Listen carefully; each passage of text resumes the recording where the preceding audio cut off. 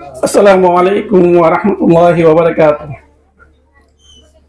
بسم اللہ والحمد للہ والصلاة والسلام علی رسول اللہ وعلی من والاه إلى يوم نلقاه إن شاء الله۔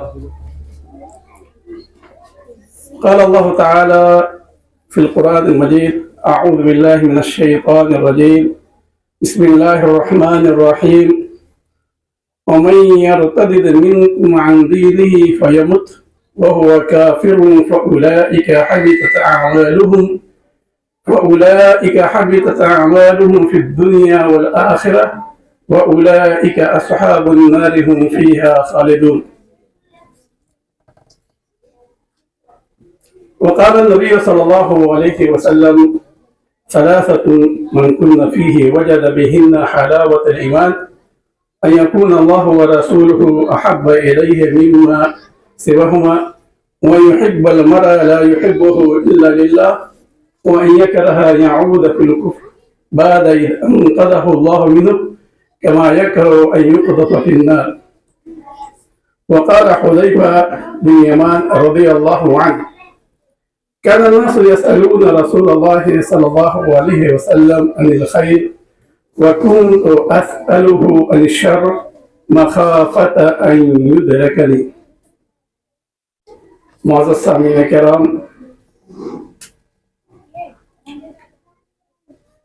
اس پروگرام میں شریک ہمارے معزز علماء کرام، باپردہ خواتین ملت اسلامیہ اور میرے پیارے بچوں، اللہ کا شکر احسان ہے کہ اللہ سبحانہ و تعالی نے آج آپ کے سامنے اپنے فضل و کرم سے عقیدہ توحید اور اس کی گمراہیوں کے تعلق سے چند باتیں رکھنے کی توفیق دی۔ اللہ سے دعا ہے کہ اللہ تعالی ہمیں حق بولنے اور ہم سبوں کو اس پر عمل کرنے کی توفیق عطا فرمائے، آمین۔ معزز سامعین کرام، عقیدہ توحید،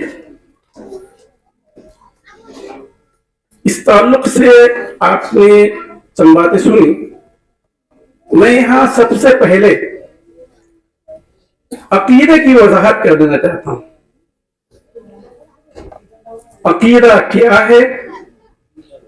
توحید کی مناسبت سے آپ نے بہت ساری باتیں سنی، لیکن جب ہم اور آپ عقیدہ کہتے ہیں تو عموماً ذہن میں بات آتی ہے عقیدہ توحید۔ تو کیا معاملہ یہی ہے یا عقیدہ اور توحید یہ دونوں الگ الگ چیزیں؟ اس کو سمجھنے کے لیے ہم اور آپ پہلے ذہن میں یہ بات بیٹھائیں، جیسے یہ الحرا پبلک اسکول ہے اور اس کے سامنے معہد الفرقان بھی ہے، تو ہم اور آپ طرح طرح کی سبجیکٹ پڑھتے ہیں اداروں میں، چاہے وہ دینی ادارے ہوں چاہے واصل ادارے ہوں، پڑھائی ہوتی ہیں تو الگ الگ سبجیکٹ، کہیں حفظ ہے، کہیں عقیدہ ہے، کہیں حدیث ہے۔ تو یہاں میں یہ بتانا چاہتا ہوں، جیسے کوئی کہتا ہے میں انگریزی پڑھتا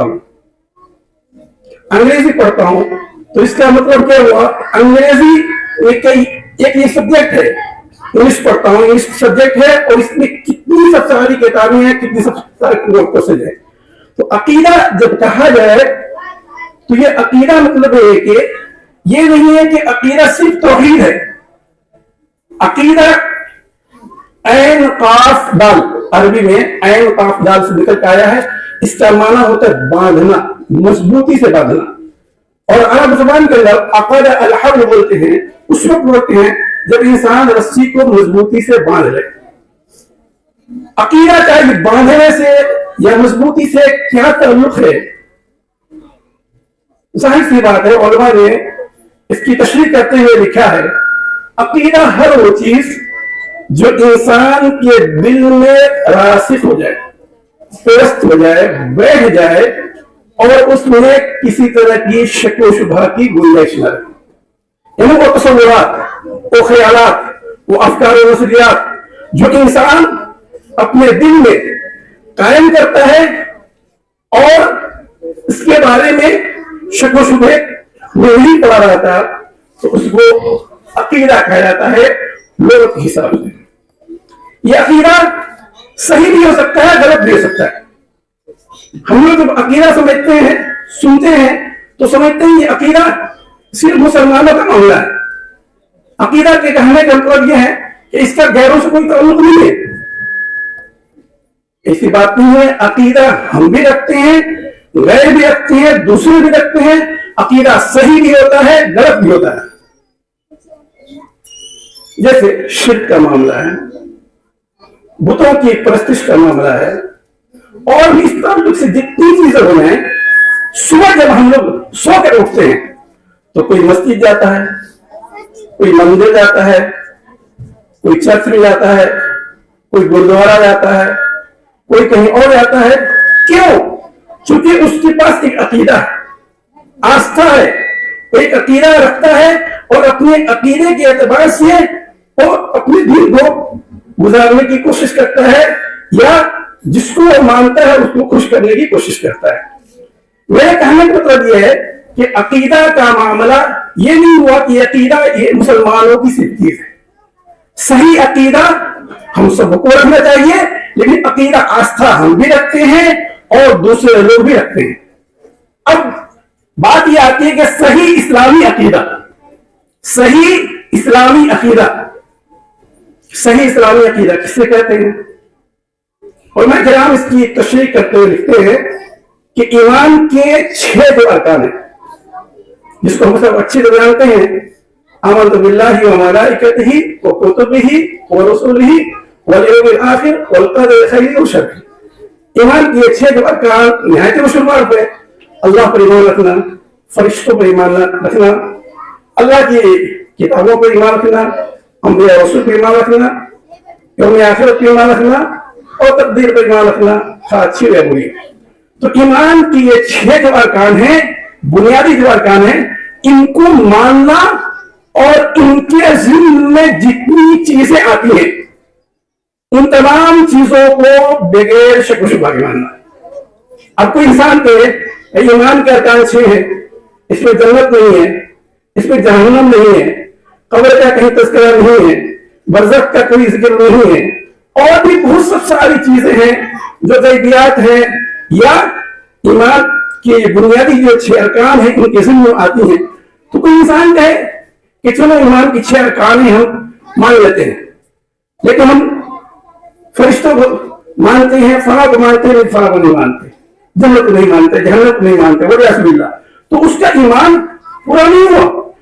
تو میرے کہنے کا مطلب یہ ہے صحیح اسلامی عقیدہ یعنی ایمان کے جو 6 ارکان ہیں ان کو بھی ماننا اور ان کے ضمن میں جتنی چیزیں آتی ہیں ان تمام چیزوں کو بغیر شک و شبہ کے ماننا، اسے صحیح اسلامی عقیدہ کہا جاتا ہے.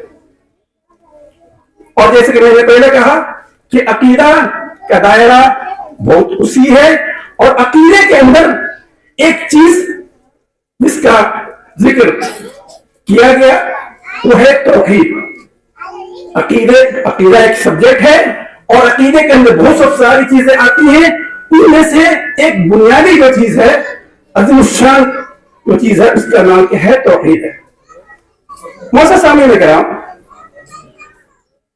عقیدہ کا معاملہ ہو یا توحید کا معاملہ، انسان اتنی کوشش کے باوجود صحیح اسلامی عقیدہ سے دور کیسے ہو جاتا ہے اور غلط عقائد کا شکار کیوں ہو جاتا ہے؟ جب ہم اور آپ ان اسباب کو جاننے کی کوشش کرتے ہیں تو ہمیں چند چیزیں بنیادی طور پہ دیکھنے کو ملتی ہیں کہ اگر ان چیزوں کی اصلاح ہو جائے تو انسان اپنے عقیدے کی اصلاح کر سکتا ہے، عقیدے کی حفاظت کر سکتا ہے، ان میں سے پہلی بنیادی یہ چیز ہے کہ انسان کو معلوم ہی نہیں ہو کہ صحیح اسلامی عقیدہ کیا ہے اور جاننے کی کوشش نہ کرے۔ ہمارا عقیدہ کہہ رہے ہیں، توحید کہہ رہے ہیں، لیکن انسان کو صحیح معلوم ہی نہیں ہو کہ عقیدہ کس چیز کا نام ہے یا توحید کس چیز کا نام ہے، اس کو کرنے سے کیا ملے گا اور نہیں کرنے سے یا اس کے مخالف چیزوں کے شکار ہونے سے انسان کو کیا نقصان ہوگا۔ جب انسان کو معلوم نہیں ہے تو انسان سوچے گا چلو جیسے ہر آدمی کرتے ہیں ہم بھی کریں۔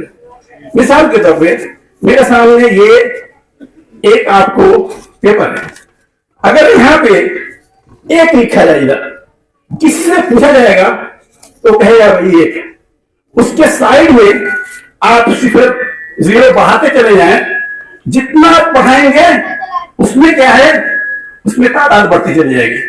ایک لکھ کر اگر ایک صفر ایک زیرو ڈالتے ہیں تو 10، 2 ڈالتے ہیں تو 100، پھر اس کے بعد 1000، 10,000، لاکھ، 10 لاکھ ساری چیزیں۔ لیکن جیسے میں نے ایک لکھا اور ایک کے بعد میں نے صفر اور زیرو بڑھاتا میں گیا تو اس کی اہمیت بڑھتی گئی۔ لیکن اگر ایک ہی کو میں مائنس کر لیتا ہوں، ایک ہی کو ہٹا دیتا ہوں، اگر میں نے 10 لکھا، 100 لکھا، 1000 لکھا، اس میں سے میں نے ایک کو سائڈ کر دیا، تو ابھی بتلائیے اس صفر کا کوئی فائدہ ہے؟ کوئی پوچھے یہ کیا ہے، اس کی کیا اہمیت ہے؟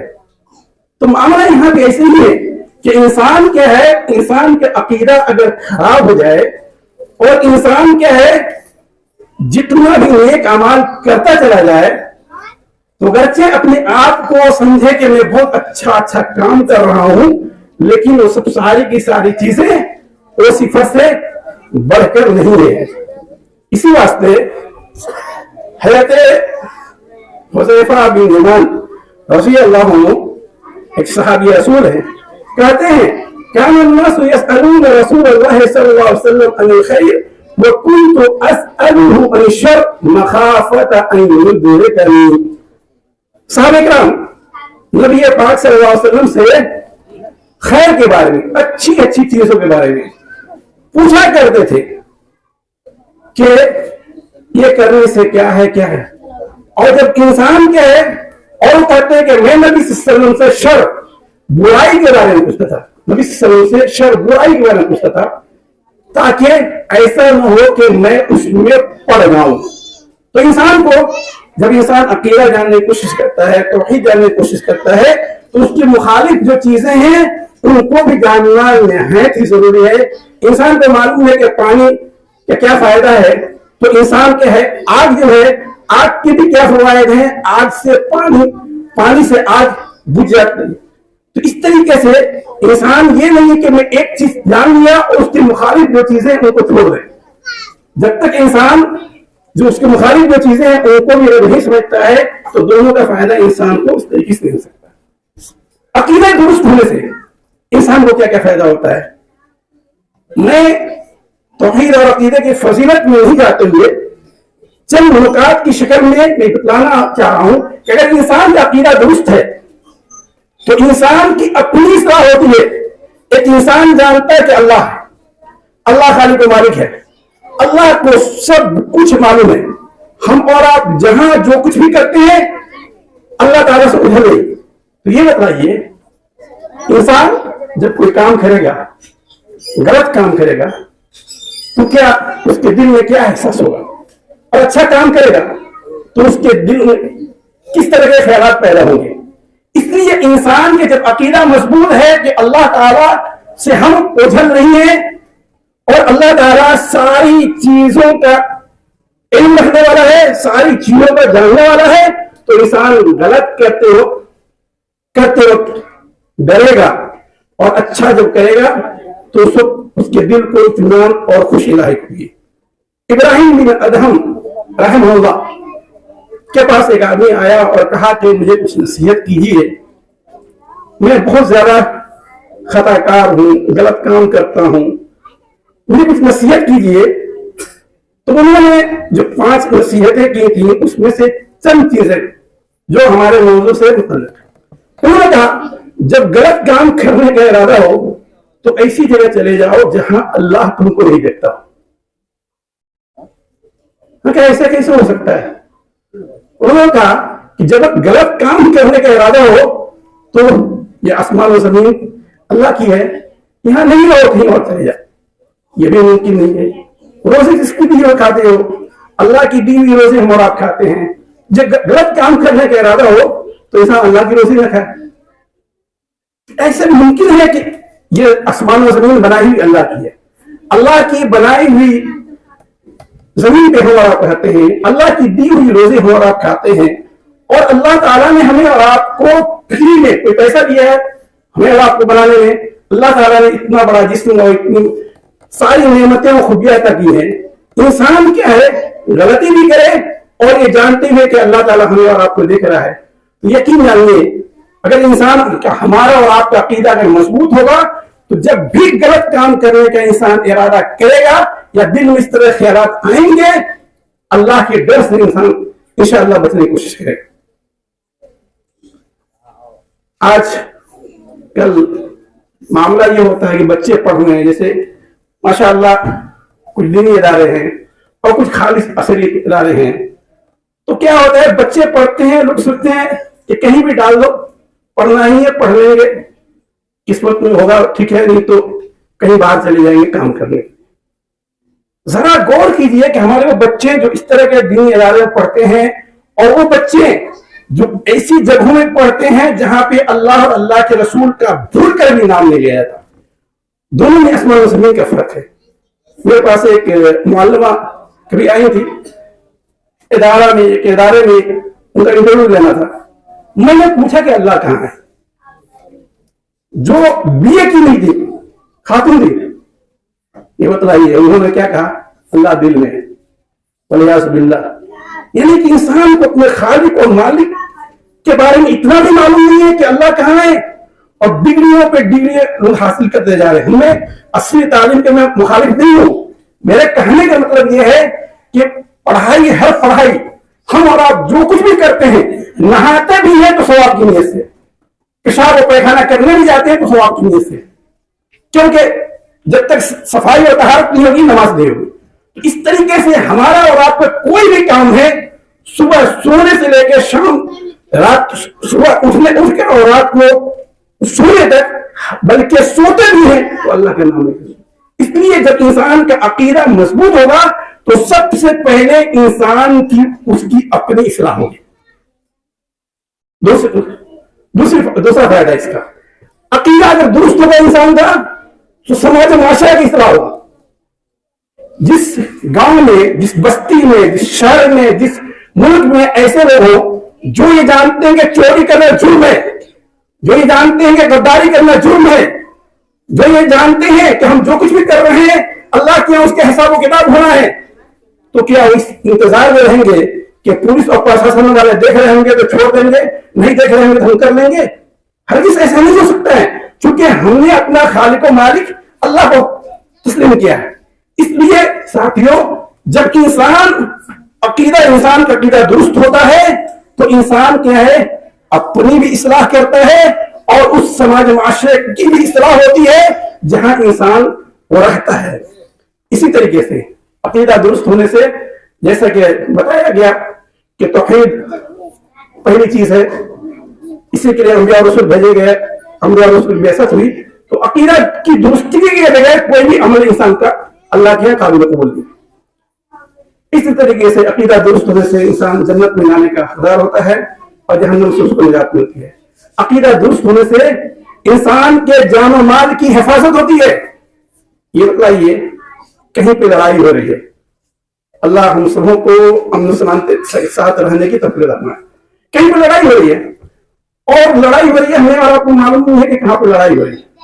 اتفاقی طور پر کہیں سے اذان کی آواز آ رہی ہے یا کوئی آدمی کلمہ پڑھ رہا ہے, تو یہ بتائیے کیا کلمہ توحید کی وجہ سے اس کی جان و مال کی حفاظت ہے؟ جو امرت ان اقاتل الناس حتى يشهدوا ان لا اله الا الله, امرت ان اقاتل الناس حتى يشهدوا ان لا اله الا الله واني رسول الله ويقيموا الصلاه ويؤتوا الزكاه فاذا فعلوا ذلك اسروا من دماءهم واموالهم الا بحق الاسلام فيسالون الله. میں جو رسول سے اس کی ترجمے اور تشریح میں زیادہ جانا نہیں چاہتا، کیونکہ اس تعلق سے بہت سب ساری باتیں آپ سب سن چکے ہیں اور وقت کی تنگی ہے۔ تو میں نے یہ کہا کہ انسان صحیح اسلامی عقیدہ سے دور کیسے ہو جاتا ہے؟ اس کی پہلی اور بنیادی وجہ ہے کہ انسان کو صحیح اسلامی عقیدہ معلوم نہ ہو اور جاننے کی کوشش بھی نہ کرے۔ مسلمان ہیں، مسلمان کے گھرانے میں پیدا ہوئے ہیں، ہمارا کیا بگڑتا ہے بھائی؟ لا الہ الا اللہ پڑھتے ہیں، پڑھ لیں گے، جمعہ پڑھتے ہیں، جمعہ پڑھ لیں گے، عید پڑھتے ہیں، عید پڑھ لیں گے، جنازے کی جو نماز ہوتی ہے اس میں 40 سے زیادہ لوگ شریک ہوتے ہیں، دعا کر دیں گے، معاملہ ختم ہو جائے گا۔ یہ اگر ہمارا اور آپ کا، ہماری اور آپ کی سوچ ہے تو یقین جانیے ہم اور آپ اپنے آپ کو دھوکہ دے رہے ہیں۔ عقیدہ کی درستی کا مطلب یہ نہیں ہے کہ ہم اور آپ کی سب سے سوچیں۔ پہلی چیز کہ انسان کو جو چیز معلوم ہے اس کو جاننے کی کوشش کرنا۔ ابن عثیمین رحمہ اللہ جو سعودی عرب کے بہت بڑے عالم دین گزرے ہیں، ان کی مجلس میں کئی لوگ تھے، ان میں سے جب درس ختم ہوا تو انہوں نے ایک آدمی سے پوچھا کہ آپ نے کیا سمجھا؟ تو انہوں نے کہا کچھ بھی نہیں سمجھا۔ تو شیخ ابن عثیمین رحمہ اللہ نے کہا کہ جب آپ کچھ سمجھتے نہیں تو یہاں آنے کا مطلب کیا ہے، کیوں بیٹھے تھے؟ انہوں نے کہا میں نے نبی پاک صلی اللہ علیہ وسلم کی حدیث سنی ہے، ہم القوم لا یشقی جلیسہم، یہ ایسے لوگ ہیں جن کے ساتھ بیٹھنے والا بھی کسی طرح کے خسارے کا حقدار نہیں ہوتا، وہ مطلب ہے کہ بدبخت نہیں ہوتا، وہ بھی نیکبخت ہوتا۔ تو ابن عثیمین رحمہ اللہ نے کہا کہ ہم اس کو کچھ سکھانا چاہ رہے تھے جبکہ اس نے خود ہمیں سکھا دیا۔ تو یہ مطلب یہ اس طرح کے جو پروگرام ہوتے ہیں انسان سمجھے کہ کیا کرنے جانے کی ضرورت ہے، سب کچھ تو معلوم ہی ہے، علماء لوگ آئیں گے یہ کہیں گے نہیں، ہماری اور آپ کی ذمہ داری بنتی ہے کہ اس طرح کے پروگرام زیادہ سے زیادہ جہاں تک گنجائش ہو اس کو ہم اور آپ کریں اور اس میں ہم آپ شریک ہوں اور اس سے خود استفادہ کریں، اپنے بچوں کو استفادہ کرنے کی ترغیب اور تلقین دلائیں۔ پہلی چیزیں تھیں، عربی کا ایک شاعر کہتا ہے العلم یرفع بیتا لا عماد له والجہل یہدم بیت العز والشرف۔ علم وہ چیز ہے جو ایسے گھر کو بلند بار کر دیتا ہے جس کا کوئی نام و نشان نہیں ہوتا، اور جہالت و خواندگی ایسی چیز ہے جو عزت و شرف والے گھر کو بھی مٹی میں ملا دیتی ہے۔ اس لیے ساتھیوں، ہم اور آپ قرآن پڑھتے ہیں اور ہر جگہ سنتے ہیں کہ قرآن کریم کی سب سے پہلی 5 جو آیات نازل ہوئی وہ کیا ہے؟ پڑھنے کے بعد اقرا بسم ربک الذی خلق خلق الانسان من علق اقرا وربک الاکرم الذی علم بالقلم علم الانسان ما لم یعلم۔ یہاں دیکھیں نبی پاک صلی اللہ علیہ وسلم دور میں اس وقت کتنی برائیاں تھیں، لوگ بدماشی کرتے تھے، چوری کرتے تھے، بدکاریاں کرتے تھے، ڈکاسازی کیا کرتے تھے، ساری چیزیں، لیکن اللہ نے قرآن کریم کی جو پہلی 5 آیات نازل کی ان میں ترجمہ اتار دیا، اقرا پڑھو، اور 2 مرتبہ پڑھنے کہا گیا ہے، تیسری مرتبہ وہاں پہ کیا ہے؟ الذی علم بالقلم، جس نے قلم کے ذریعے انسان کو سکھایا، وہ چیزیں سکھائی جو انسان نہیں جانتا۔ تو پڑھنے کے ساتھ ساتھ انسان اگر کسی چیز کو لکھ لیتا ہے تو وہ چیز زیادہ ازبر ہو جاتی ہے، اور یہ ہمارے پیارے معصوم سے بچے جو ہیں اس طرح کی جگہوں پہ جو آتے ہیں، چاہے یہ ہو یا کوئی اور، جب کسی چیز کو پڑھتے ہیں اور ساتھ ساتھ اس کو لکھتے بھی ہیں تو وہ چیز مطلب یہ کہ اور اچھی طریقے سے سمجھ میں آتی ہے اور بچے کیا اس سے مستفید ہوتے ہیں۔ صرف بچوں کو معاملہ نہیں، عام لوگ۔ تو یہ پہلی چیز تھی جس کی طرف میں نے اشارہ کیا کہ انسان کو صحیح چیز معلوم نہ ہو اور جاننے کی کوشش بھی نہ کرے۔ دوسری چیز، انسان بہت سب ساری چیزیں جانتا ہے، سمجھتا ہے، پھر بھی وہ عقیدے سے گمراہ ہو جاتا ہے۔ جو چیزیں ریکارڈ بنتی ہیں ان میں سے ایک چیز اندھی تقلید بھی ہے، آباء و اجداد کی تقلید، اندھی تقلید۔ میرے ساتھ ایک واقعہ پیش آیا جب میں مدینہ منورہ کے اندر تھا۔ ذرا دیکھیں کہ کس طریقے سے لوگ اپنی بات کو ثابت کرنے کے لیے عقلی گھوڑے دوڑاتے ہیں۔ مغرب کے بعد مسجد نبوی سے نکل کر کہیں جانا ہوا، ایک صاحب سے ملاقات ہوئی، میں نے سوچا کہ اللہ کے فضل و کرم سے انہیں کچھ سمجھا لیا جائے. میری بات سنتے فوراً کہتے کلمہ پڑھیے، لا الہ الا اللہ محمد رسول اللہ پڑھیے. میں نے پڑھا. کہتے ہیں ترجمہ کیجیے. میں نے ترجمہ کیا. اللہ کے سوا کوئی معبود برحق نہیں اور محمد رسول اللہ، محمد صلی اللہ علیہ وسلم اللہ کے رسول ہیں. دیکھیے کس طریقے سے عقیدہ. جب محمد صلی اللہ اللہ کے رسول ہیں تو وفات کیسے پا گئے؟ محمد صلی اللہ کے رسول ہیں، آپ کہہ رہے ہیں ترجمہ میں محمد صلی اللہ کے رسول ہیں تو وفات کیسے پا گئے؟ اور ہم سب کا عقیدہ ہے کہ محمد صلی اللہ علیہ وسلم وفات پا چکے ہیں. برزخ کی جو زندگی ہے اس زندگی میں یہ دنیا کی زندگی ہے، مرنے پر برزخ قبر کی زندگی اور پھر آخرت کی زندگی. تو اب یہ بتائیے ایسے لوگوں کو آپ کیسے سمجھائیں گے؟ ہم اور آپ ایسے لوگوں کا جواب کیسے دے سکتے ہیں اگر ان کے سامنے کہتے ہیں انک میت وانہم میتون؟ یا اسی طریقے سے حیدر ابوبکر صدیق رضی اللہ عنہ نے کہا تھا من کان یعبد محمدا فإن محمدا قد مات ومن كان يعبد الله فإن الله حي لا يموت. اور اس میں قرآن کریم میں آیت مع محمد اللہ رسول قد خلت من قبل الرسل، یہ آیت بھی پڑھتے ہیں. تو یہ میرے کہنے کو تو قرآن حدیث میں کہا گیا ہے کہ مطلب نبی پاک صلی اللہ علیہ وسلم کی وفات ہو چکی ہے اور اس دنیا سے آپ وسلم جا چکے ہیں، آپ کا انتقال ہو چکا ہے. برزخ کی زندگی ہے اور برزخ کی زندگی دنیا کی زندگی سے الگ ہے، چاہے وہ نبی پاک صلی اللہ علیہ وسلم کا معاملہ ہو یا عام لوگوں کا معاملہ. اب یہ مطلب ایسے لوگوں کے جواب دینے کے لیے کبھی کبھی انسان کو اسی طریقے سے جواب دینا پڑتا ہے. ایک میں مثال پیش کرتا ہوں. جیسے مان لیے میرے سامنے بچے بیٹھے ہوں گے، اگر میں کسی بچے سے پوچھتا ہوں کہ بھائی آپ کا نام کیا ہے تو کوئی محمد کہے گا. میں پوچھوں گا آپ کے والد کا نام کیا ہے، ہو سکتا ہے احمد کہے گا. پوچھتا ہوں آپ کے دادا کا نام کیا ہے، کچھ اور کہیں گے، ابراہیم اسماعیل کچھ بھی کہیں گے. تو کوئی ضرور نہیں ہے کہ جتنے لوگوں کا نام رکھنے جائیں سارے کے سارے زندہ باحیات ہوں. تو اگر میں کہتا ہوں مثال کے کسی بچے کے دادا کا یا پردادا کا انتقال ہو گیا ہے، میں پوچھتا ہوں کہتا ہوں کہ فلاں صاحب ابراہیم صاحب اسماعیل صاحب آپ کے دادا ہیں، تو کیا وہ انتقال کر چکے ہیں؟ کہے گا نہیں میرے دادا نہیں ہے. یا کوئی پوچھتا ہے آپ کے دادا کا نام کیا ہے تو کہے گا نہیں وہ انتقال کر گئے اس لیے میرے دادا نہیں، میرے دادا دوسرے ہو گئے. تو اس لیے معاملہ ہے کہ اس طرح کی جو چیزیں ہیں کبھی انسان کیا ہے سمجھتا ہے، لیکن سمجھنے کے ساتھ ساتھ شیطان کے بہکاوے میں آ کر غلط چیزوں کو اس طریقے سے استعمال کرتے ہو. اس طریقے سے صرف اور صرف جس عقیدے کو مانتے ہیں چاہے صحیح عقیدہ ہو یا غلط عقیدہ ہو اس کو ثابت کرنے کے لیے کہ میں جو مانتا ہوں وہ صحیح ہے اور کیا ہے آپ غلط ہیں. اس طرح کی بھی حرکتیں کی جاتی ہیں اور آپ سب جانتے ہیں کہ نقطہ سے خدا سے جدا اور کیا ہو جاتا ہے. اسی طریقے سے جب میں مدینہ منورہ میں تھا، گھر واپس آیا تھا تو کچھ لوگوں سے ملاقات ہوئی تو ایک صاحب نے سوال کیا دیکھیے کس طرح کی گمراہیاں ہیں. کوئی ضروری نہیں ہے کہ یہ گمراہیاں آپ کے علاقے میں اسی طریقے سے ہو سکتا ہے کچھ چیزیں ہوں، ہو سکتا ہے نہیں. ایک صاحب نے پوچھا کہ مدینہ منورہ کے اندر نبی پاک صلی اللہ علیہ وسلم کی قبر ہے، کھانے کعبہ میں کس کی قبر ہے؟ اللہ کی.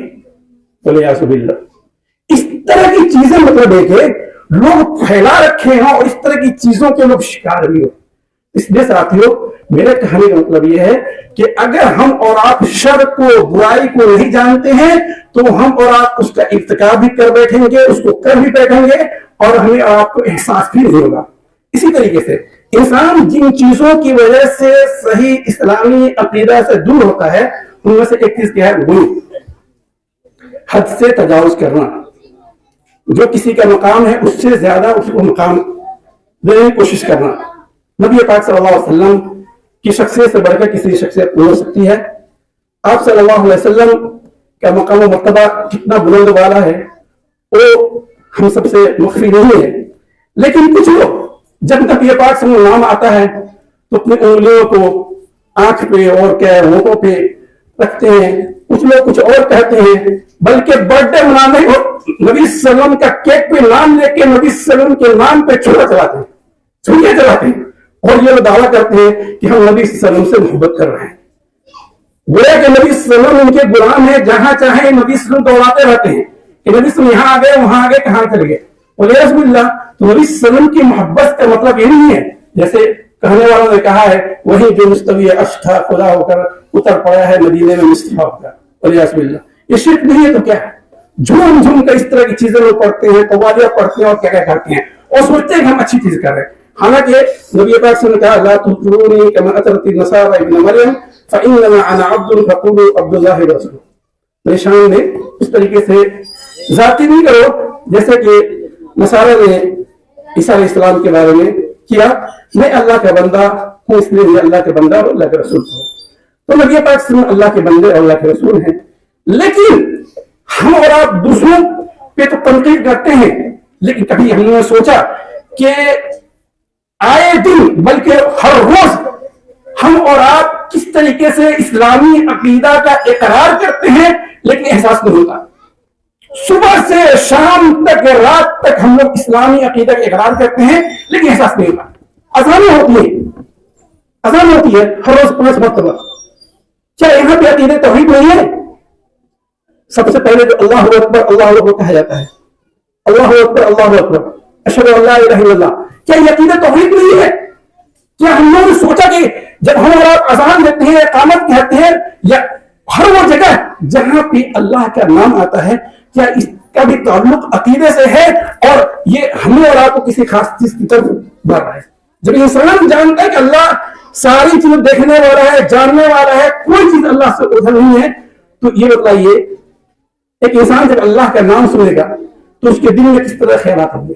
بسم اللہ، کتنی جگہوں پر لوگ بسم اللہ پڑھتے ہیں، کھانا کھانے سے پہلے بسم اللہ، وضو کرنے سے پہلے بسم اللہ، گھر میں داخل ہونے سے پہلے بسم اللہ، بسم اللہ ولجنا بسم اللہ خرجنا وعلی ربنا توکلنا، یہ حدیث صحیح ہے اور اس بارے میں صحیح ہے جیسا کہ شیخ عبد الرزاق البدر حفظہ اللہ نے اپنی کتاب فقہ الادیہ والاذکار میں ذکر کیا ہے کہ انسان جب گھر میں داخل ہوگا تو بسم اللہ السلام علیکم، میں یہ سب نہیں باتیں۔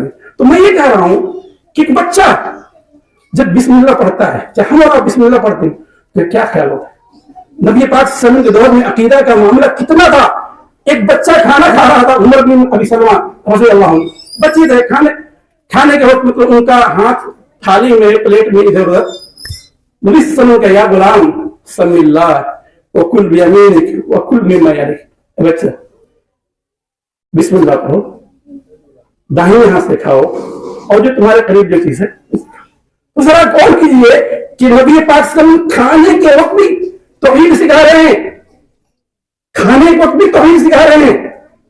اتنا ہی نہیں، نبی پاک صلی اللہ علیہ وسلم کے پیچھے سوات ہے عبداللہ بن عباس رضی اللہ عنہ نے نبی صلی اللہ علیہ وسلم کا یا غلام انی اعلمک کلمات احفظ اللہ یحفظک احفظ اللہ تجدہ تجاہک اذا سألت فاسأل اللہ واذا استعنت فاستعن باللہ، یعنی اس طرح کی ایک دو دن کے ایک احادیث ہے جس میں نبی پاک صلی اللہ علیہ وسلم نے اللہ تعالی سے تعلق رابطہ رکھنے پہ ابھارا ہے اور گلایا ہے کہ بلکہ انسان کو جب مانگنا بھی ہے تو اللہ سے مانگے، مدد نہیں مانگنی ہے تو انسان کیا ہے اللہ تعالیٰ سے مانگے، اور اسی کا اعتراف ہم اور آپ ایاک نعبد و ایاک نستعین بھی کرتے ہیں۔ اس لیے ساتھیوں میں یہ کہنا چاہ رہا ہوں کہ بالخصوص ہماری مائیں بہنیں یا وہ لوگ جو اپنے بچوں کے خاص کر گارجین ہیں ان کی بھی ذمہ داری بہت بڑھ جاتی ہے۔ ادارے میں بچے یا بچیاں آتی ہیں پڑھنے کے لیے، یہ جو مدرسین ہیں، معلمین ہیں، معلمات ہیں، اللہ ان کو جزائے خیر دے، وہ اپنی استطاعت کے مطابق انہیں چاہے ادارے والے تعلیم دلانے کی کوشش کرتے ہیں، لیکن معاملہ یہیں پہ ختم نہیں ہو جاتا ہے۔ بچے جب گھر پہ آتے ہیں تو وہاں پہ گارجین کی ذمہ داری بنتی ہے کہ بچوں کے بارے میں صحیح طریقے سے یہ کریں کہ بچے کیا کر رہے ہیں اور کیا ہے، کہاں پہ کیسے چل۔ توحید اور عقیدے سے دوری کے اسباب جو ان سے ایک سبب یہ ہے کہ انسان سوچتا ہے جو چیز میرے ذہن میں آئے اسی کو مانوں گا، اور جو ذہن میں نہ آئے، عقل شریف میں نہ آئے، اس کو نہیں مانوں گا۔ اگر ایسا معاملہ ہے تو غیبیات میں چیزیں ہیں، انشاءاللہ اس پہ الگ سے خطاب بھی ہوگا۔ تو انسان یہ سمجھے کہ جو چیز عقل میں آ رہی ہے اسی کو مانوں گا، اگر نہیں آ رہی ہے تو نہیں مانوں گا۔ جنت اور جہنم کا انکار اس لیے کروں گا کہ آنکھ سے نے دیکھا نہیں ہے، ولیعظ باللہ۔ تو کبھی انسان یہ ہوتا ہے میں اتنا بڑا ڈاکٹر ہوں، انجینئر ہوں، اتنا بڑا پڑھا لکھا ہوں، یہ چیز مجھے سمجھ میں آ رہی ہے تو پھر میں اس چیز کو کیسے مان سکتا ہوں؟ اور اس چیز کا میں اعتراف کیسے کر سکتا ہوں؟ کبھی کبھار اس چکر میں بھی لوگ پڑھ کر کیا ہے صحیح چیزوں کا انکار کر دیتے ہیں. ایک اور چیز جس کی وجہ سے انسان کیا ہے صحیح چیزوں سے دور ہوتا ہے، جس کی وجہ سے انسان کیا ہے صحیح اسلامی عقیدہ سے دور ہوتا ہے. گارجین جو ہے، گارجین کا عقیدہ ہی صحیح نہ ہو، جہاں پہ ہمارے بچے پڑھ رہے ہیں وہاں ہی عقیدہ صحیح نہ ہو، ان کا ہی عقیدہ صحیح نہ ہو. تو یہ بتائیے جب گھر میں ڈھولک بج رہا ہو، ڈھول تماشا ہو رہا ہو اور بچے ناچ رہے ہوں تو کیا ہم بچے کو برا بھلا کہیں گے یا جو ذمہ دار ہیں جو گارجین ان کو کہیں گے؟ اسی واسطے عربی میں ایک شاعر کہتا ہے اذا كان رب البيت بالطبل ظالما فلا تلومن الاولاد على الرقص. جب گھر کا گارجین ذمہ دار ہی ڈھولک بجاتا ہو اور بچے ناچ رہے ہو تو ناچنے والے بچے کو لان تان نہ کرو. ظاہر سی باتیں ہم اور آپ اگر کی ایسی جگہ پہ رہ رہے ہیں جہاں پہ برائیاں ہی برائیاں ہیں، ان برائیوں کو کیسے ختم کرنا ہے اور کیسے اصلاح کرنا ہے ہماری اور آپ کی بنیادی ذمہ داری بنتی ہے. آج کل کی دنیا میں کچھ بھی فوراً پتہ کرنا ہے گوگل میں ہو جاتے ہیں اور جو بھی تلاش کرنا ہے لکھتے ہیں گوگل میں. اب وہ گوگل کو مفتی صاحب مانتے ہیں، چاہے وہاں سے صحیح ملے یا غلط ملے. گوگل میں ساری چیزیں ہیں، صحیح بھی ہے غلط بھی ہے. بلکہ کتنے لوگوں کو یہ دیکھا گیا جمعے کی تیاری کرتے ہیں، تو میں کسی کی تنقید نہیں کر رہا ہوں اللہ معاف کرے کہ کیا فوراً گوگل میں کچھ لکھے اور اب پتہ نہیں وہ اپنے لوگوں کا ہے غیروں کا ہے، اس میں کیا سب ساری چیزیں لکھی ہوئی ہیں، اس میں کیا خود و بخود کیا گیا ہے. تو اس لیے ساتھ میں یہ گوگل جو ہمارا مفتی صاحب سے سمجھتے ہیں پڑھنے کی ضرورت ہے. آج کل تو نیا سب کچھ آ گیا، کچھ بولو ہندی میں بولو، نیپالی میں بولو، اردو میں بولو، فوراً اس کا ٹرانسلیشن آ جاتا ہے. ارے بھائی اس میں کہاں تک صحیح ہے کہاں تک غلط ہے وہ اللہ بہتر سمجھتا ہے. اس لیے پڑھنا جو ہے یہ بنیادی ہماری اور آپ کی ذمہ داری ہے. اگر چاہتے ہیں کہ ہماری اور آپ کی اصلاح ہو، چاہتے ہیں کہ ہمارا اور آپ کا عقیدہ ٹھیک ٹھاک رہے، تو اس طرح کے اداروں سے منسلک ہونا پڑے گا اور اس طرح کے اداروں سے اپنے آپ کو بھی فائدہ پہنچانے کی کوشش کرنی پڑے گی. اور جو بالخصوص ہمارے جو بچے ہیں ان پہ خصوصی توجہ دینے کی ضرورت ہے. اس لیے ساتھیوں عقیدہ توحید یا عقیدہ یہ سب کی فضیلت اور اہمیت کے بارے میں بہت سب ساری چیزیں آپ سن چکے ہیں. بس میں ایک حدیث کی طرف اشارہ کرتے ہوئے اپنی بات ختم کرنا چاہتا ہوں جو حدیث نہایت ہی مشہور معروف ہے اور کچھ علماء نے اس سے ضعیف بھی کہا ہے لیکن کچھ علماء نے اس سے صحیح کہا ہے. موسیٰ علیہ السلام نے ایک مرتبہ اللہ تعالیٰ سے کہا یا رب علمنی شیئا اذکرک وادعوک بہ. قال قل یا موسیٰ لا الہ الا اللہ. قال یا رب كل عبادك يقولون هذا.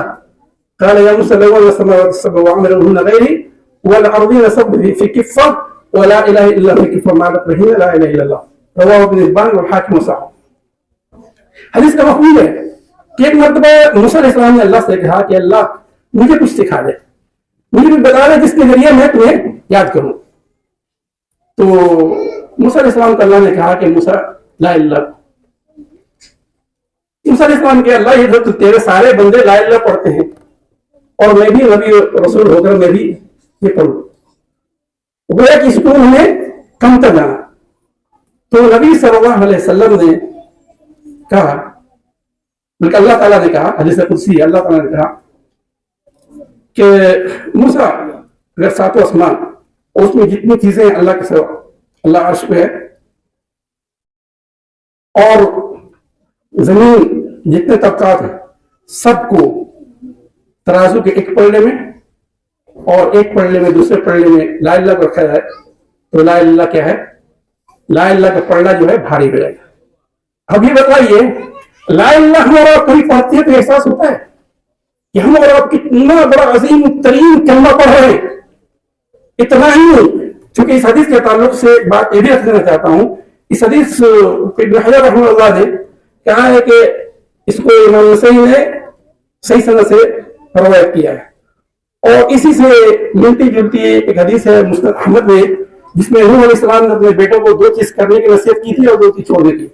تو اس میں سے جو کرنے کی نصیحت کی تھی اس میں سے سیم یہی چیز ہے جو ابھی آپ کے سامنے ذکر کی گئی، جس کو علامہ ابو عبد الرحمن الروادی رحمہ اللہ نے صحیح کہا ہے۔ بہرکیف اس معنی کی حدیث ہے جسے اس کی تقویت ہوتی ہے۔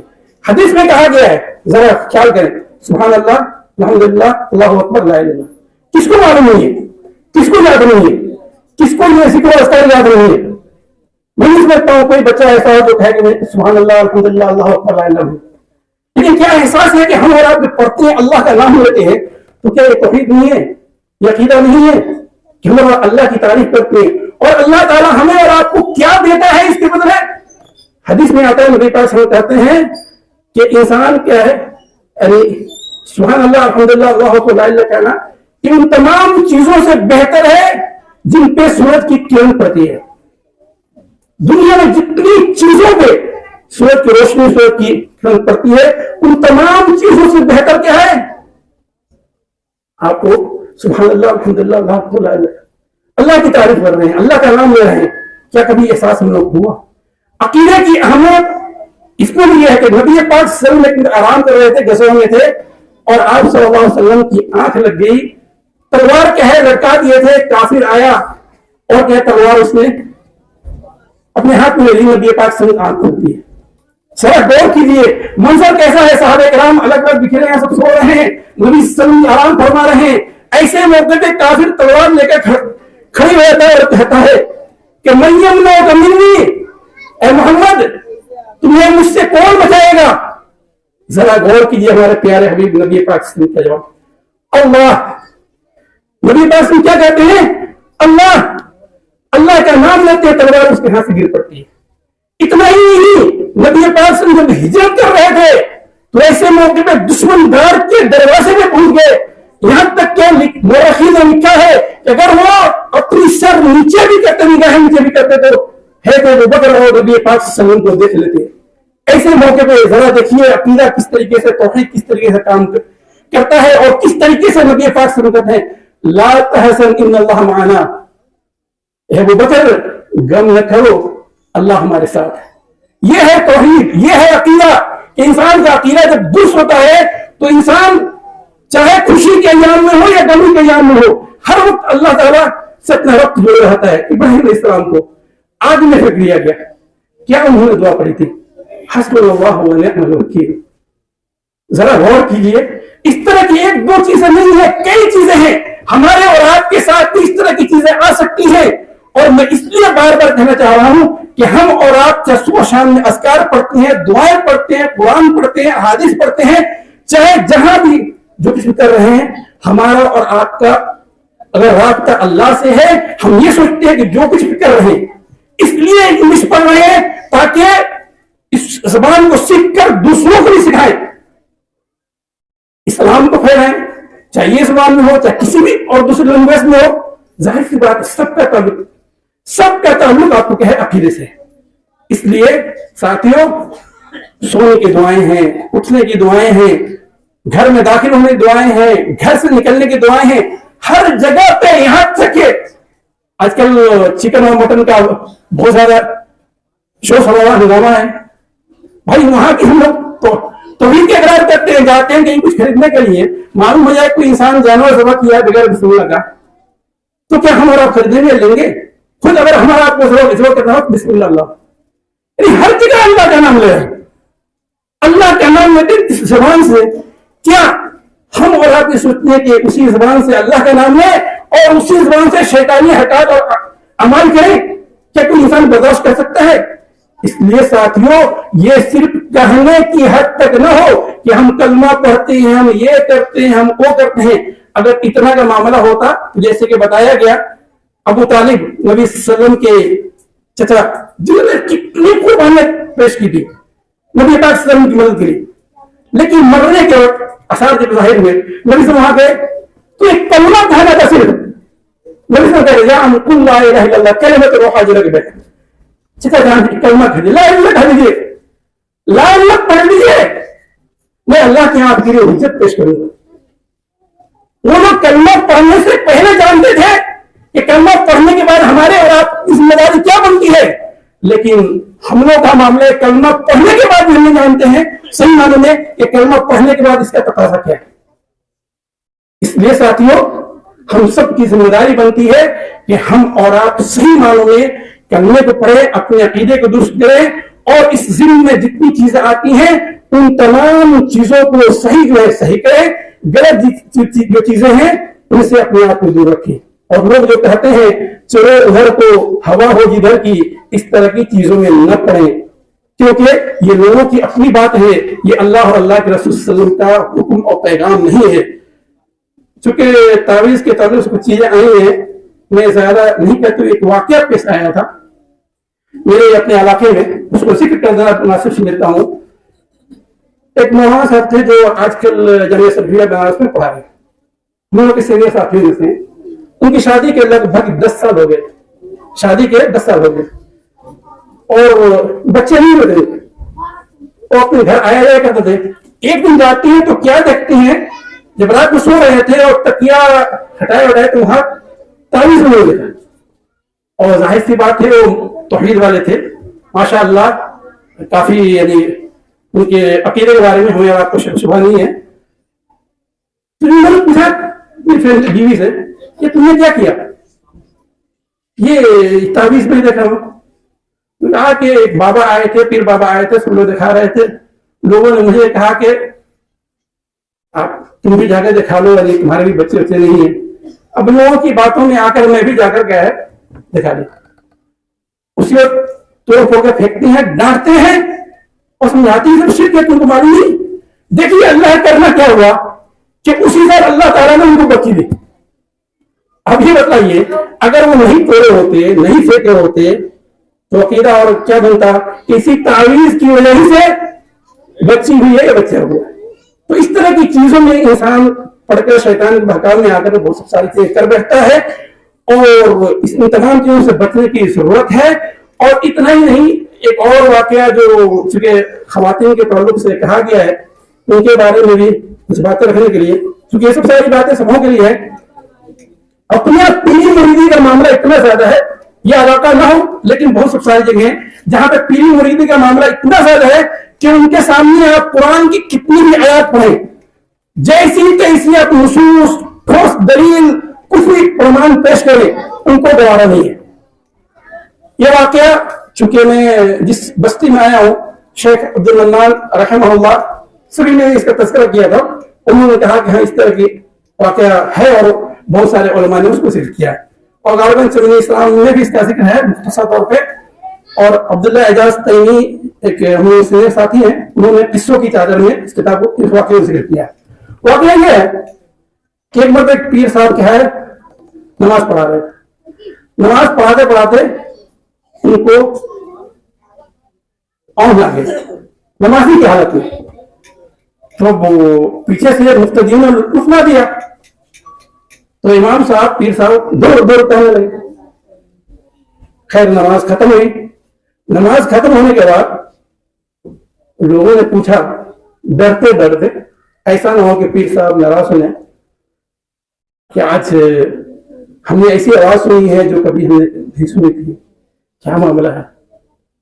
انہوں نے کہا کہ تم لوگ کو سمجھ نہیں آتا, کھانے کا کتا داخل ہو رہا تھا اور میں بھگا رہا تھا. ولیاذ باللہ, انسان ہے کہیں اور کھانے کعبہ میں کتا داخل ہو رہا ہے اور کیا اس کو خبر ہو جا رہی ہے.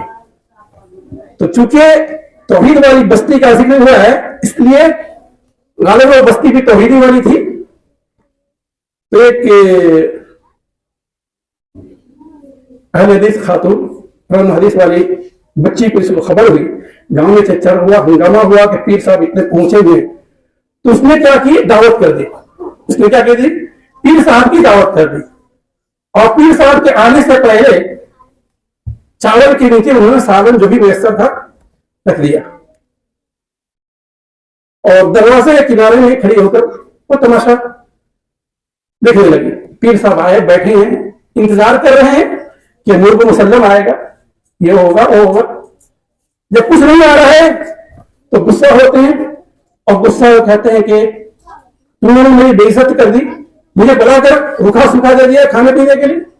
جب یہ ان کی زبان سے سب ساری باتیں نکلی تو اس خاتون نے کہا کہ پیر صاحب کھانے کعبہ میں کتا داخل ہوتا ہے تو آپ کو معلوم ہو جاتا ہے، آپ کے سامنے پلیٹ میں چاول کے نیچے سالن ہے تو آج آپ کو معلوم ہے۔ ذرا غور کیجیے کہ جو لوگ اس طرح کی پیری مریدی میں پڑھ کر اپنے عقیدے کو گمراہ بگاڑ رہے ہیں، خراب کر رہے ہیں، ذرا غور کیجیے کہ ایسے لوگ کیا کیا کرتے ہوں گے، اور کیا ایسے لوگ اسی حالت میں اگر وفات ہو جاتی ہے شرک کرتے ہوئے، بدعات اور کفر کرتے ہوئے، وہ بدعات جو کفریاں ہیں، تو کیا انسان کا کیا حشر ہوگا؟ اس واسطے میں نے قرآن کریم کی شروع میں آیت پڑھی تھی، وَمَن يَرْتَدِدْ مِنكُمْ عَنْ دِينِهِ فَيَمُتْ وَهُوَ كَافِرٌ فَأُولَٰئِكَ حَبِطَتْ أَعْمَالُهُمْ فِي الدُّنْيَا وَالْآخِرَةِ وَأُولَٰئِكَ أَصْحَابُ النَّارِ هُمْ فِيهَا خَالِدُونَ۔ جو شخص تم میں سے اپنے دین سے پلٹ جائے، مرتد ہو جائے، پھر جائے کفر کی حالت میں اور اسی حالت میں مرے تو اس کے اعمال دنیا اور آخرت میں بیکار ہو جاتے ہیں، اور کیا ہے وہ انسان کیا ہے ہمیشہ ہمیشہ کے لیے جہنم میں اس کا ٹھکانہ ہو جاتا ہے۔ تو ہم لوگ یہ نہ سمجھیں کہ حدیث میں کہا گیا مَا مِن مَوْلُودٍ يُولَدُ إِلَّا عَلَى الْفِطْرَةِ فَأَبَوَاهُ يَهْوِدَانِهِ أَوْ يُنَصِّرَانِهِ أَوْ يُمَجِّسَانِهِ۔ ہر بچہ دین فطرت میں پیدا ہوتا ہے، اس کے والدین اس کو یہودی، نصرانی یا مجوسی بنا دیتے ہیں۔ علماء نے کہا کہ انسان دین فطرت پیدا ہوتا ہے اور دین فطرت اسلام ہے، اس لیے یہاں پہ یہ نہیں کہا گیا ہے کہ اس کو مسلمان بنا دیتے ہیں۔ اور جیسا کہ ذکر ہوا قرآن کریم جو آیت ہے میں أَلَسْتُ بِرَبِّكُمْ قَالُوا بَلَىٰ، سب سے بڑی جو کانفرنس ہوئی تھی عالم ارواح میں اللہ تعالیٰ نے جو کیا تھا، اس میں ہندو مسلم جو بھی آج کل ہیں سب سے اللہ نے بتایا جتنے لوگ آنے والے ہیں قیامت کی صبح تک سب سے پوچھا گیا تھا، اور اس وقت مطلب یہ کیا سبوں نے کہا تھا کیوں نہیں اللہ آپ ہمارے رب۔ تو اس عقیدے سے ہمیں اور آپ کو دور کرنے کی کوشش کی جاتی ہے۔ آج کل ایسے ہی بھٹکایا جاتا ہے اے مسلمان لوگ نیا ہے، یہ مسلمان لوگ تو محمد صلی اللہ علیہ وسلم کو مانتے ہیں، تو اس لیے یہ لوگ نئے ہیں، ان کا 1445 ہجری چل رہا ہے، ہم لوگ کا 2023 چل رہا ہے، کسی کا مطلب ہے کہ 2080 چل رہا ہے، کسی کو چل رہا ہے، تو یہ لوگ نئے ہیں۔ نئی چیز مطلب ہے اس کی کیا ہوتی ہے؟ اولڈ از گولڈ ہے، پرانی چیز مطلب ہے کہ سنا ہے۔ تو میرے کہنے کا مطلب ہے کہ اس طرح کی چیزوں میں نہ لگے، چونکہ پہلے بھی ذکر آ چکا ہے جتنے بھی انبیاء اور رسول آئے سبوں کی دعوت کا خلاصہ یہی تھا کہ قولوا لا الہ الا اللہ تفلحون۔ ہر قوم، ہر نبی اور رسول نے اپنی قوم کے لوگوں سے یہی کہا، پر کب یہ سب ساری چیزیں آ گئی ہیں اس میں جاننا نہیں چاہتا۔ لوگ یہ کہتے ہیں کہ ہم قرآن ہیں، میں یہ بتانا چاہتا ہوں حضرت عبداللہ بن عباس رضی اللہ عنہ صحابی رسول ہے، کہتے ہیں کان بین آدم و نوح 10 قرون کلهم علی الاسلام، آدم علیہ السلام اور نوح علیہ السلام کے درمیان 10 صدیاں تھیں، 10 صدیاں 1000 سال کا فرق تھا، اور سارے کے سارے لوگ اسلام پہ تھے، دین توحید پہ تھے۔ یہ بتائیے یہ جتنی بھی دین کے لوگ کہتے ہیں میں فلاں دین کو مانتا ہوں، یہ کرتا ہوں، ان کی تاریخ دیکھیے تو کیا ہے اس سے قرآن کسی کی تاریخ نہیں ہے، اور سارے کے سارے ہم لوگ آدم و حوا علیہ السلام سے ہیں۔ اس لیے ساتھیوں میرے کہنے کا مطلب یہ ہے کہ اگر کوئی اس طریقے سے بھی ہمیں اور آپ کو دین اسلام سے دور کرنا چاہ رہا ہے، ہمارے اور آپ کے عقیدے کو خراب کرنا چاہ رہا ہے، تو اس طرح کے لوگوں کی باتوں میں نہ پڑے۔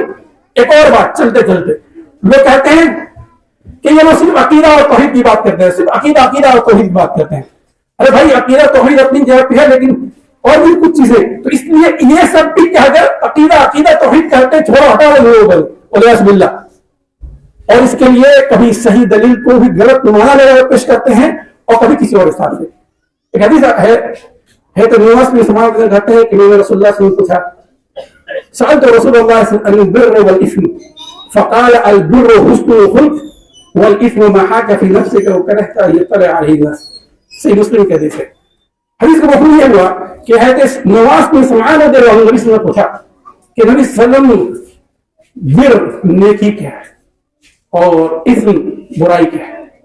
نبی صلی اللہ علیہ وسلم نے کہا کہ نیکی کیا ہے؟ حسن الخلق، اچھا اخلاق، اور برائی کیا ہے؟ جو تمہارے دل میں کھٹکے کہ لوگوں کو معلوم ہو تو لوگ اس کو ناپسند کریں گے، برائی۔ یہاں دلیل کس طریقے پیش کرتے ہیں کہ نبی صلی اللہ علیہ وسلم نے یہاں پہ کیا کہا؟ نیکی کس چیز کا نام ہے؟ حسن الخلق، اچھے اخلاق کا۔ نہ یہاں پہ نماز ہے، نہ روزہ ہے، نہ توحید ہے، نہ عقیدہ ہے، نہ کچھ ہے۔ تو ایسے لوگوں کا جواب ہمارا آپ کیا دے سکتے ہیں؟ ایسے لوگ ابن عثیمین نے کہا کہ حدیث میں کہا گیا حسن الخلق، اچھے اخلاق. تو یہ اچھے اخلاق صرف لوگوں کے ساتھ ہونا کافی نہیں ہے، یہ اچھا اخلاق سب سے پہلے اپنے خالق و مالک کے ساتھ ہونا چاہیے. جس نے ہم لوگوں کو پیدا کیا ہے اس کے ساتھ ہمارا اور آپ کا اخلاق اچھا ہونا چاہیے. جب اس کے ساتھ ہمارا اور آپ کا اخلاق اچھا ہوگا تو اس کی بات مانیں گے، نماز بھی پڑھیں گے، روزہ بھی رکھیں گے، جو سب ساری چیزیں ہم کریں گے. اس لیے ساتھیوں، یہ چونکہ ہم اور آپ جن ایام سے گزر رہے ہیں، اور ظاہر سی بات ہے کہ اس میں ہمارے آس پاس کے رہنے والے بہت سارے لوگ ہیں، چاہے اپنے ہوں، پرائے ہوں، اور بھی لوگ ہوں، اور کیا کیا سب شرکیات اور بدعات اور خرافات میں پڑے ہوئے ہیں. تو ہم لوگ کی ذمہ داری بنتی ہے کہ ہم لوگ صحیح معنوں میں علم دین حاصل کریں اور یہ جاننے کی کوشش کریں کہ کفر کیا ہے، شرک کیا ہے، نفاق کیا ہے، بدعات کیا ہیں، تاکہ ہم لوگ کوئی ایسا کام نہ کر دیں جن کی وجہ سے ہمارے اور آپ کے ایمان اسلام پہ جنازہ نکل جائے.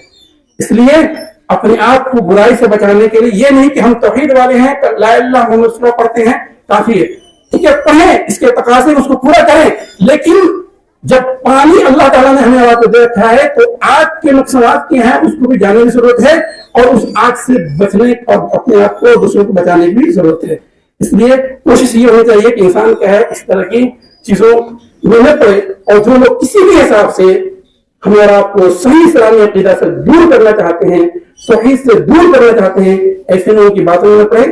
اور اب سب اچھی جانتے ہیں کہ یہ بھی اپنے نہایت مشہور معروف کچھ اشعار ہیں جو علامہ حالی کے ہیں. کرے گر بت کی پوجا تو کافر، جو ٹھہرا ہے بیٹا خدا کا تو کافر، جو کہ آگ پر بہرے سجدہ تو کافر، کواکب میں مانے کرشمہ تو کافر، مگر مومنوں پر کشادہ ہے راہیں، پرستش کریں شوق سے جس کی چاہیں، نبی کو جو چاہیں خدا کر دکھائیں، اماموں کا رتبہ نبی سے بڑھائیں، مزاروں پہ دن رات نظریں چڑھائیں، شہیدوں سے جا جا کے مانگے دعائیں، نہ توحید میں کچھ خلل اس سے آئے، نہ اسلام بگڑے نہیں مان جائے. یہ ایسی چیزیں ہیں جو نہایت مشہور معروف ہیں، اور لگ بھگ میں یہ نہیں کہتا ہوں کہ آپ ہی کے بستی میں یہ چیز ہو رہی ہے. آپ کی بستی اللہ کی توحید والی ہے، اللہ کا فضل و کرم ہے، لیکن ہماری اور آپ کی ذمہ داری بنتی ہے کہ جب صحیح چیز ہمیں اور آپ کو معلوم ہو تو دوسروں کو بھی بتائیں. اور بالخصوص ان بچوں کو ہم اور آپ ہاتھ پکڑ کر شروع سے سکھانا شروع کریں گے تو انشاءاللہ یہ بچے ایسی سی جگہوں تک پہنچیں گے انشاءاللہ، اور ایسی جگہوں پہ جا کے مطلب ہے کہ ہمارا اور آپ کا جو اسلام کا نام روشن کریں گے، جس پہ ہمیں اور آپ کو فخر ہوگا، اور اللہ تعالیٰ ان سبوں کو ہمارے اور آپ سبوں کے لیے ذخیرہ آخرت بھی بنائے گا. اس لیے میں اتنا کہتے ہوئے اپنی بات کو ختم کرنا چاہتا ہوں، اللہ سے یہ دعا کرتے ہوئے کہ اللہ تعالیٰ ہم لوگوں کو صحیح معنوں میں عقیدہ اور بالخصوص عقیدہ توحید سمجھنے، سیکھنے اور اس کو پڑھنے، پڑھانے اور اس کے مطابق عمل کرنے کی توفیق عطا فرمائے. اور ہمارے دنیا میں جہاں بھی توحید والے بھائی پریشان حال ہیں، اللہ تعالیٰ ان کی غیبی مدد فرمائے، اور اللہ تعالیٰ دنیا میں ہم لوگ جب تک رہیں ایمان اسلام کا رکھیں، اور جب ہم سبوں کا خاتمہ ہو تو اللہ تعالیٰ کلمہ توحید پہ ہم سبوں کا حسن خاتمہ نصیب فرمائے. آمین. وصلی اللہ علی نبینا محمد وعلی آلہ وصحبہ وسلم تسلیما کثیرا. السلام علیکم ورحمۃ اللہ وبرکاتہ.